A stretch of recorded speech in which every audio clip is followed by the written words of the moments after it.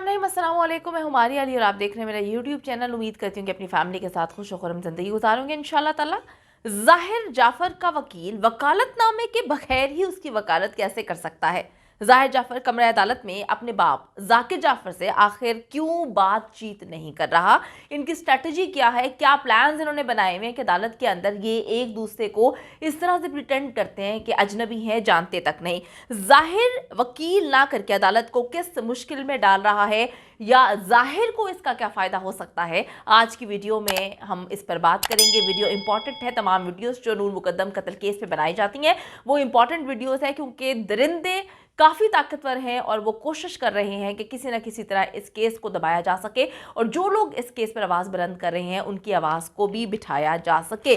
अगर आपको लगता है कि आपको मेरा यूट्यूब चैनल सब्सक्राइब करना चाहिए तो वो भी ज़रूर करें, ताकि जितनी वीडियोज़ इस हवाले से बनाई जाती हैं आपको बर वक्त मिलती रहे। दरिंदे ज़ाहिर जाफ़र की शातिराना चाल ने बड़े बड़े वकीलों को इस वक्त परेशान करके रख दिया है।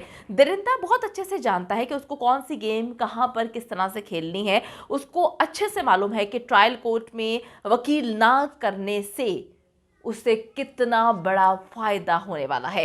टेलवी वक्स के वकील ने तो यहां तक मशवरा दे दिया कि जिस स्टेट काउंसिल को हटाकर उसकी जगह ज़ाहिर के मामू की तरफ से भेजे गए वकील को जो है वो स्टेट काउंसिल बना दिया जाए। ट्रायल को शुरू हुए 1.5 महीना हो चुका है और हुक्म तो यही था कि 2 महीने के अंदर अंदर इस ट्रायल को ख़त्म करना चाहिए, लेकिन सारी चीज़ें आप लोगों के सामने है कि किस तरह से ट्रायल को लटकाने की कोशिश की जा रही है। अब 1.5 महीने का वक्त गुजर चुका है। ज़ाहिर जाफ़र जो है उसकी वकालत के लिए आए तीनों वकीलों को ज़ाहिर जाफ़र अब तक इनकार कर चुका है।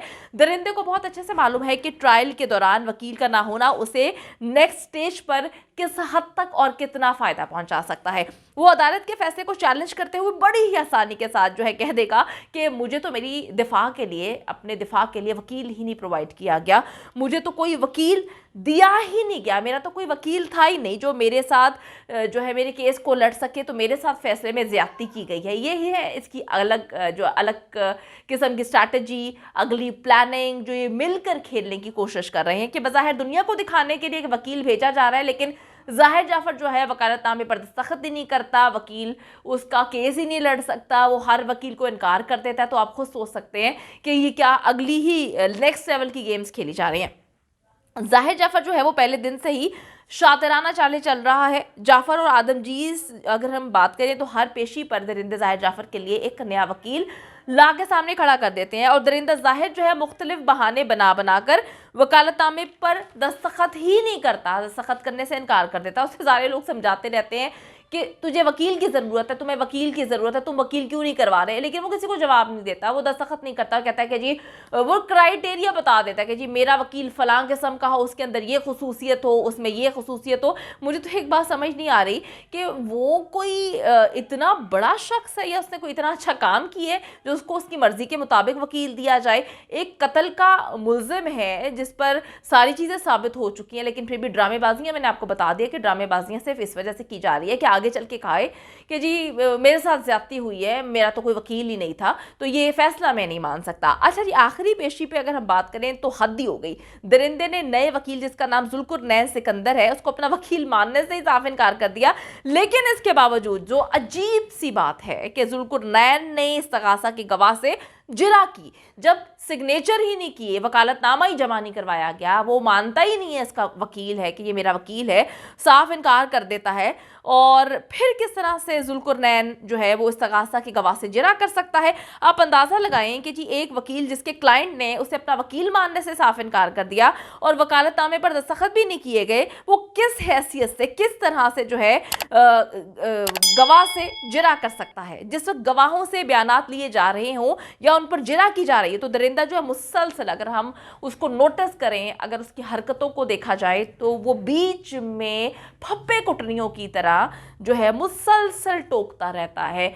बात को चेंज करने के लिए, जो मौक़िफ़ है उससे हटाने के लिए कंसंट्रेशन के साथ जब जो है ये लोग जिरा कर रहे होते हैं या अपना बयान दे रहे होते हैं गवाह, तो उनको ये डिस्ट्रैक्ट करता है, मुसलसल बकवास किए जाता है, बोले जाता है। मैं अब क्या अल्फाज इस्तेमाल करूं, मेरा तो खैर बड़ी मुश्किल से कंट्रोल करके इस शख्स के लिए मैं प्रोग्राम करती हूँ। मुझे अपने आप को बहुत चीज़ों में बांधना पड़ता है, बड़ी साफ जुबान इस्तेमाल करनी पड़ती है। तो ये बड़े फप्पे कुट्टन किस्म का इंसान है, फप्पे कुट्टनियों की तरह बीच में जो है चारा देता रहता है, बकवास करता रहता है। लेकिन जब वकील मीडिया कवरेज रोकने की दरख्वास्त करते हैं या दरिंदे की जहनी हालत पे बात हो रही होती है, तो ये मक्कार जो है सब कुछ समझते बूझते खामोश हो जाता है, बीच में बिल्कुल रत्ती बराबर नहीं बोलता।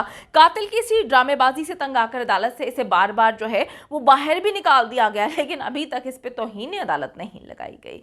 ये भी एक बड़ा सवाल है। मैं सोचती हूँ कि अगर सवाल उठाने में इंसान आए तो बेतहाशा सवाल उठ सकते हैं, लेकिन फिर मैं सोचती हूँ कि हम किस किस पर सवाल उठाएं, किस किस से पूछें, किस किस की गलतियाँ उसको गिनवाई जाएं। कमरा अदालत में जी पागलों की तरह एक्टिंग करने वाला दरिंदा जाहिर जाफर जो है, उसकी ऑब्जर्वेशन आप देखें। मैं यही बात बोल रही हूँ पहले दिन से कि इतने लोगों को देखा, इतने मुजरिमों को देखा, मैंने इतना शातिर शख्स नहीं देखा जिसका दिमाग जो है 24/7 हर तरफ चल रहा होता है, हर डिग्री एंगल से जो है इधर इधर उधर उधर ये दिमाग इसका घूमता रहता है। ये 36,000 लोगों को घुमा दे, मैं आपको सही बता रही हूँ, आप मेरी बात रिकॉर्ड पे लिख लें कि ये सबको पागल बना दे, ये दरिंदा पागल कहीं से भी नहीं है। अच्छा जी, अब इसकी बकारी चेक करें कि ये माली के भाई से पूछता है कि आज आप पानी क्यों नहीं लेकर आए। यानी कि वो डे वन से इस चीज़ को नोटिस कर रहा है कि माली का भाई जब भी पेशी पे आता है वो पानी साथ लेकर आता है। दोनों के दरमियान ये गुफ्तगू जो है वो उर्दू में होती है, लेकिन जैसे ही कमरे अदालत से बाहर निकलते हैं तो ज़ाहिर जाफर जो है एकदम अमरीकी हो जाता है, उसको उर्दू समझ आना बंद हो जाती है। उसको पता ही नहीं होता कि उर्दू किस मुल्क की जो है ज़ुबान है, ये ज़ुबान कौन सी है, कुछ अंदाज़ा नहीं होता उसे। आप इसकी एक्टिंग देखें कि एकदम बोलना शुरू हो जाता है। जिस तरह से ये एक्टिंग कर रहा है पागलपन की, इसी तरह ये एक्टिंग करता है कि मुझे उर्दू नहीं आती। इन पॉइंट्स को नोट करना चाहिए। अच्छा जी, अपनी हर मतलब की जो बात होती है वो ज़ाहिर जाफर को उर्दू में भी समझ आती है, जिस ज़ुबान में बोलो समझ आती है और बड़े अच्छे से समझ आती है। लेकिन जैसे ही बात आ जाती है इसके ऊपर, इसको ये डिस्ट्रैक्ट करता है, ये मामलात को ख़राब करने की कोशिश करता है, अदालत के अंदर ऊधम बर्पा कर देता है जिसकी वजह से अदालत का माहौल ख़राब हो जाए और जो पॉइंट पे बात हो रही है वहाँ से 9-2-11 हो जाए। जब नूर ने छलांग लगाई थी फर्स्ट फ्लोर से इसके कमरे से लगाकर, नूर जो है घर से फरार होने की कोशिश करती है, तो वो चौकीदार और माली को जिस जुबान में बात करता है वो उर्दू है। उर्दू ज़बान में वो कहता है कि नूर को पकड़ो कहीं वो जाने ना पाए। तो ये सारी की सारी पॉइंट्स को नोट करना चाहिए कि वो इतना झूठा है, ना सिर्फ वो झूठा है, उसके वालिदैन भी झूठे हैं, थेरेपी वर्क्स की टीम भी झूठी है, उसके मुलाजमीन भी झूठे हैं। सबसे बड़ा झूठ, उर्दू नहीं आती, हर तरह से मुलाजमीन से तुम उर्दू में बात कर रहे हो, हर चीज़ तुम्हें समझ आ रही है। मैं आपको फिर ये बात बताने की कोशिश कर रही हूँ कि ये एक मक्कार दरिंदा है जो शातिराना चालें चलकर ट्रायल को भटकाने की कोशिश कर रहा है, ट्रायल को लटकाने की कोशिश कर रहा है और किसी हद तक ये कामयाब होते हुए भी नज़र आ रहे हैं। लेकिन मैं फिर ये बात बोलूँगी कि अभी तो शुरुआत है, बहुत लंबी जंग बाकी है और इस लंबी जंग में इंशाल्लाह ताला जीत जो है वो नूर मुकद्दम की ही होगी, उसकी फैमिली की होगी। ये जितनी मर्जी गेम्स खेल रहे हैं, चालें चल लें, पैसा लगा लें, गलत और सही में जीत जो होती है वो हमेशा सही की होती है। ये बात इनको समझने की ज़रूरत है। लेकिन शायद अभी इनको जो है लगता है कि पावर का नशा है, पैसे का नशा है। हर नशा उतरते देखा है इसी दुनिया में। अगर इनको नहीं पता कि नशा किस तरह से उतरता है तो इनको फिरौन को एक बार देखना चाहिए। उम्मीद करती हूँ कि वीडियो पसंद आई है। कमेंट सेक्शन में जाके जल्दी से अपनी राय का इजहार करें, वीडियो को ज़्यादा से ज़्यादा शेयर करें, मेरे चैनल को सब्सक्राइब करें। और पाकिस्तान एक खूबसूरत मुल्क है, उस खूबसूरत मुल्क के हवाले से मैंने एक चैनल बनाया है, उसको पिन कर दिया है, लिव लाइक मारिया, जल्दी से जाके उसको भी सब्सक्राइब कर लें।